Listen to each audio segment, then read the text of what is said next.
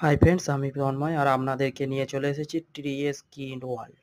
বন্ধুরা দেখুন, আজকে টগর ফুলের কিছু ডাল নিয়ে নিয়েছি, অ্যালোভেরা পাতা নিয়ে নিয়েছি কেটে, এবং এটা পাত্র নিয়ে নিয়েছি। বন্ধুরা, এই অ্যালোভেরাটাকে আমরা রুটিন হরমোন হিসাবে ব্যবহার করব। বন্ধুরা দেখুন, অ্যালোভেরা পাতাটাকে কেটে নিয়ে আমরা অ্যালোভেরা জেলটাকে বের করে নিই। চলুন তাহলে দেখুন বন্ধুরা, এইভাবে আমরা কেটে নেব। জেলা করে নিচ্ছি পাতাটা দুটো ভাগে। এরপর চেঁচে আমরা জেলটাকে বের করে নেব। বন্ধুরা দেখুন, ঠিক এইভাবে আমরা চেঁচে জেলটা বার করব বন্ধুরা। আর আপনাদের ভিডিও যদি ভালো লেগে থাকে, লাইক করবেন, সাবস্ক্রাইব করবেন, শেয়ার করবেন। বন্ধুরা, আপনারা আমার ভিডিও লাইক করবেন আশা করি।